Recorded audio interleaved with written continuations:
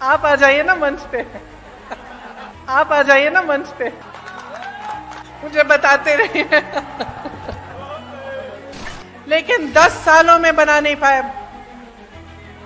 वही मैं कह रही हूं, ढंग से नहीं बनी है। आप आ जाइए ना मंच पे, आप आ जाइए ना मंच पे, मुझे बताते रहिए।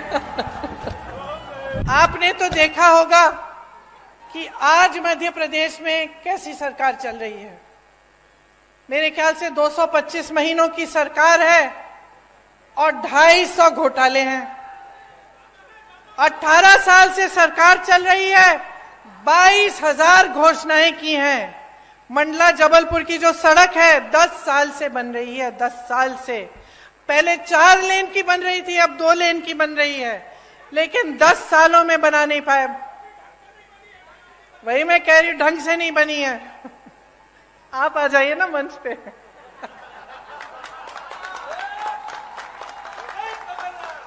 मुझे बताते रहिए। यहाँ की सड़क की तो ये स्थिति है कि गडकरी जी जो मंत्री हैं, जो सड़क बनवाते हैं, उनको आकर माफी मांगनी पड़ी आपके सामने। ये बात है, आप सोचिए। इतने सारे घोटाले, बच्चों के पोषण में घोटाला, मिड डे मील में घोटाला, सर्व शिक्षा अभियान में घोटाला, स्कॉलरशिप में घोटाला, भर्ती परीक्षाओं में घोटाला। तो बच्चों का भविष्य क्या है? आप बताइए बहन, आप ऐसे कर रही हैं, क्या भविष्य है? आप अपनी बच्चों के लिए मेहनत करती हैं कि नहीं?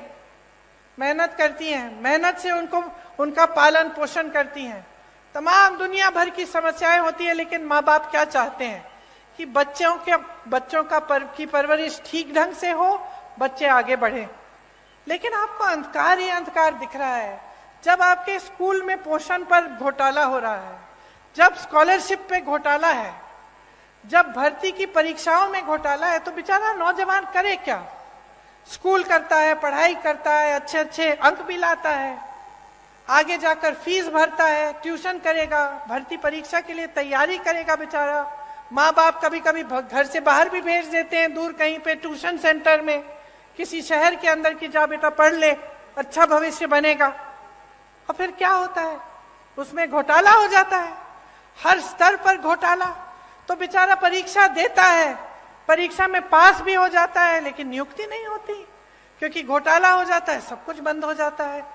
तो जब अगली पीढ़ी, आने वाली पीढ़ी के लिए भी कुछ भविष्य में दिख नहीं रहा है, उम्मीद ही नहीं रही, तो आगे कैसे बढ़ पाओगे? आपका विकास कैसे हो पाएगा?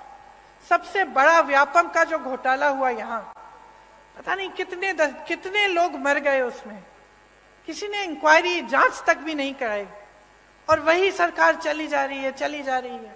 मां नर्मदा पे घोटाला, महाकाल में घोटाला, मंदिर में जो मूर्तियां लगाई हैं उस पर भी घोटाला।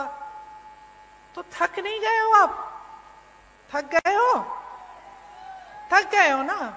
क्योंकि आखिर देखिए, जो नेता होते हैं, राजनीति में आते हैं, किस लिए आते हैं? ज्यादातर तो ये भावना रख के आते हैं कि कुछ सेवा करेंगे, आपको आगे बढ़ाएंगे, और आपको भी उनसे कुछ उम्मीद रहती है कि ठीक है, ये मेरे गांव का एक नेता है, हमें मेरे करेगा, है कि नहीं?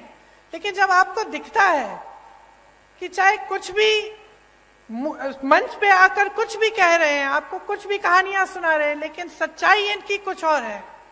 जब आपको दिख रहा है कि सालों से, 10 सालों से आपकी सड़क नहीं बन पा रही है, जब आपको दिख रहा है कि यहाँ नर्मदा मैया में घोटाला हो रहा है, आपके बच्चे आगे बढ़ नहीं पा रहे हैं, यहाँ से पलायन करके चले जा रहे हैं बड़े बड़े शहरों में भटकते हुए नौकरी ढूंढने के लिए, तो क्या आप नहीं सोचते कि बहुत हो गया है, कि अब सरकार बदलने का समय आ गया है?